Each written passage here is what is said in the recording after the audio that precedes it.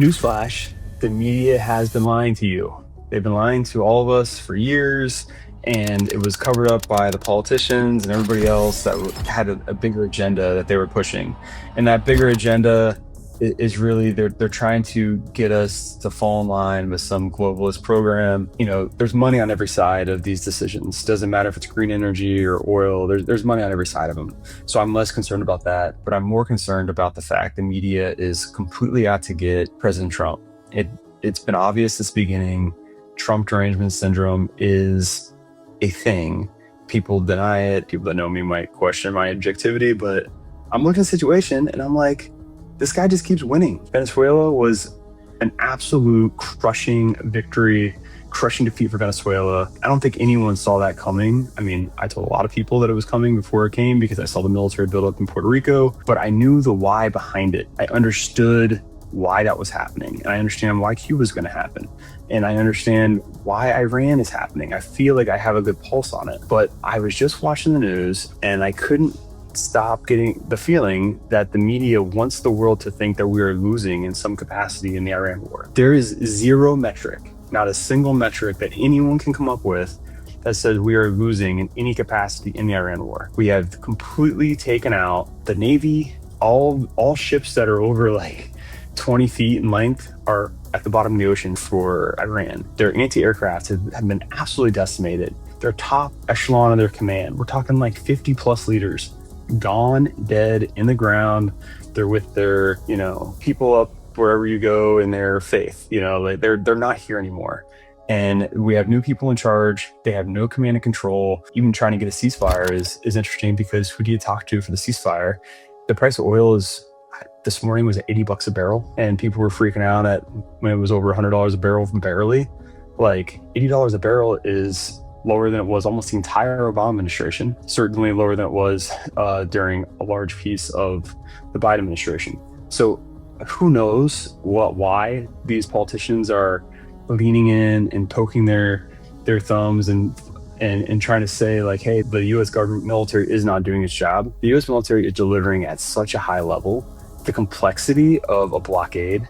Right now, there's a blockade going on in Iran on the Strait of Hormuz that Trump imposed to pretty much cut off Iran economically. This is a big deal. He's letting all the other ships through, and he even let some of the sanctioned Chinese vessels through as long as they weren't going to Iran. That was critical. There's probably two sanctioned Chinese oil vessels that we could have boarded and taken, just like we did in the Caribbean, just like we did other places. They broke the international law, and we are the ones that police the seas. This is kind of like the trade. This is why there's a petrodollar. There's a whole bunch of stuff that goes into that, and why it's good for the world, why it's a burden for America, but we do it because we can profit from it. Lots of commentary there, but I just get a little bent out of shape when I hear the media talk about us losing the war or trying to make it sound like we aren't performing in some level. The U.S. Armed Forces have dominated. I mean, absolutely crushed Iran, their proxies. They've allowed, Israel is a friend, but it's also another nation, right? So think what you want about Israel and what they're trying to do and what their end state is. But Israel specifically is good at things. It's good at human intelligence. It does it in the US. It does it all over the place. So you got to, keep your friends close kind of thing and your enemies closer. But if you think about American first methodology, what do we care about? We need to use the nation of Israel to do what they're really good at and to take out the real bad guy. And this is Iran. They had the intel. They knew where all the people were at. That human level intelligence where we're talking about spies on the ground. We're talking about honeypots. We're talking about all the stuff that you do to get intelligence.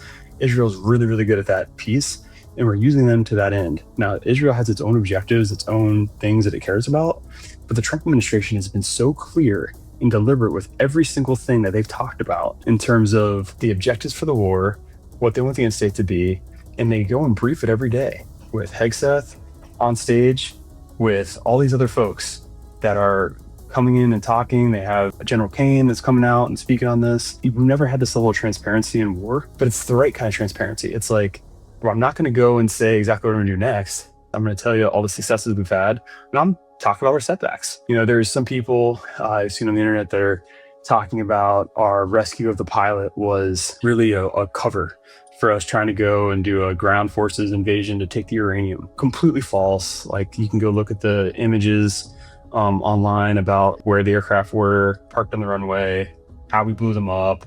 Iran picked up this media thing that the media was trying to push, and now they're spinning that narrative to saying that they shot RC-130s out of the sky. I mean, just total nonsense. And the media is playing into it. And it's really frustrating as someone that is, just a regular citizen trying to do his best in the world. I want to see federal procurement go up. I want to see more opportunities for my clients. I want to see all those things proliferate. And frankly, war is good for those things. It does help my clients have more opportunities.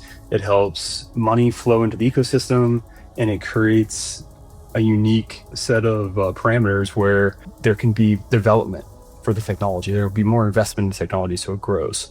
But when you hear the media and other people really just come in hard and try to spin these false narratives, it gives our actual enemy an enemy of the whole world. Like, these enemies are not just like an individual, like, oh, Trump doesn't like this person, that's why they're an enemy. No, Iran has not been a friend of the majority of the world in its existence. And it gives these other people a leg to stand on. And when the media spins these false tales, and it's really frustrating to watch. So hopefully the results prove themselves out. It doesn't seem like the American population has fallen for the media's tricks in this space. It hasn't, believed the false narrative that the US is losing by any metric, like zero metrics. So we'll see how that plays out. And I think the confidence in the media is going to continue to go down, which is why I pivoted to YouTube. I mean, I am watching YouTube videos to help get my news, understand from trusted voices, people that I know have done the research, that I've seen, I've heard the results from.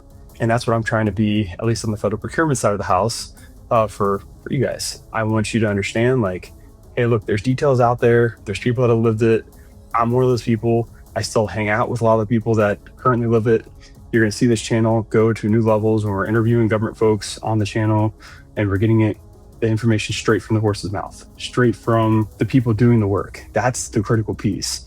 But when you start to hear these false narratives that are just designed to make individuals look bad at the expense of safety in the country and all these other things, no bueno. We don't like it. That's what I got today. Please give me some feedback, like and subscribe. If you want to hear more of this general commentary and my thoughts on the world, I'm happy to give some of that, because I do think it has a little flavor for how federal procurement is going to work going forward. I also think it's important to know, if you want to trust me, if you want to believe the stuff I'm saying, you should know what my views are. I shouldn't hide behind the politically correct version of myself. I have strong views because I've done the research, and I've looked around, and I have a gut feeling too about what makes sense and what doesn't make sense and why things are going certain directions. So yeah, please comment. Let me know what you think. And if you don't like it, well, this is me. Sorry. All right. Talk to you guys later. Have a good one. Bye.